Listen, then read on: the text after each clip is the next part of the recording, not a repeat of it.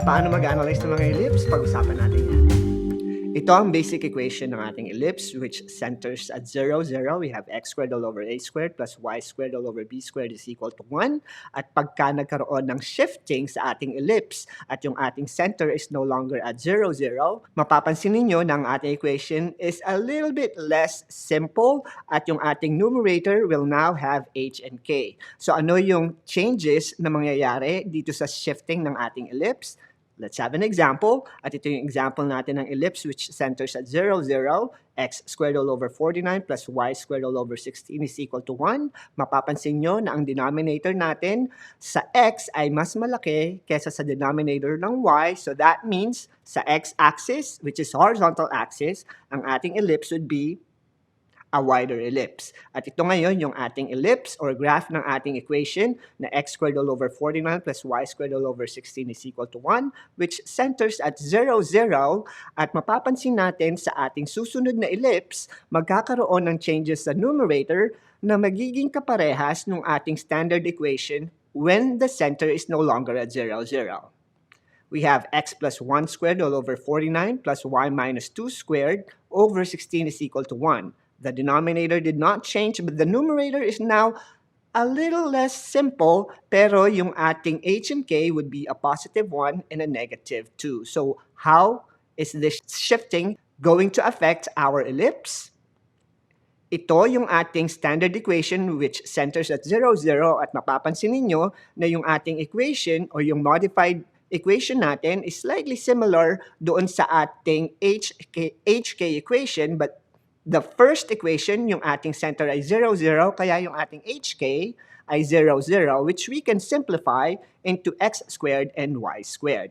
Ngayong meron na tayong HK, yung ating ellipse, which has the same width and also the same height, yung center naman niya ay nag-shift at yung ating HK na positive 1 at negative 2 in relation to our standard equation na negative h at negative k, think of it as the opposite of h and the opposite of k. So ang ating opposite of positive 1 ay negative 1 at opposite of negative 2 is positive 2. So ang ating shifting would be to the left with 1 unit and going upward of 2 units. So ito ngayon, yung ating center at 0, 0. Papansin nyo na hindi siya fit dun sa ating ellipse, pero kung siya ay mag-shift going 1 to the left and 1 or 2 units going up, yung ating center is now at negative 1 and positive 2.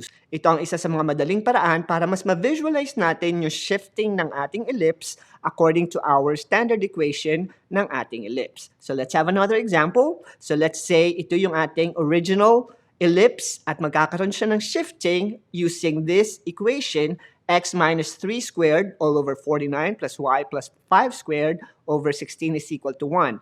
Mapapansin ninyo na yung denominator natin hindi nagbago, so yung ating ellipse magkakaroon siya ng parehas na forma, pero yung ating center will now shift at positive 3 and negative 5. And how will this happen?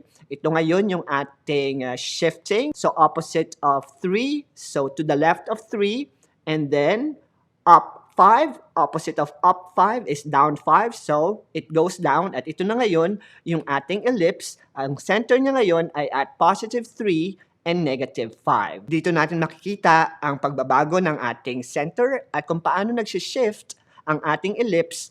Tingnan naman natin yung pagbabago ng ating ellipse kapag nagbago yung ating denominator. Doon sa ating original ellipse, yung ating ellipse ay wide ellipse at paano natin siya magiging narrow ellipse. Let's take a look at this example.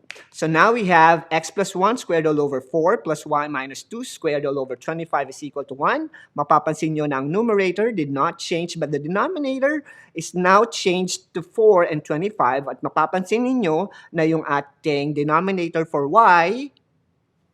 y-axis ay mas malaki kesa sa x-axis, therefore, ang ating ellipse would be a narrow ellipse compared to the first one. So, ang graph natin here would be this ellipse at ang ating center will not change because it's still x plus 1 and y minus 2, so it's still at negative 1 and positive 2.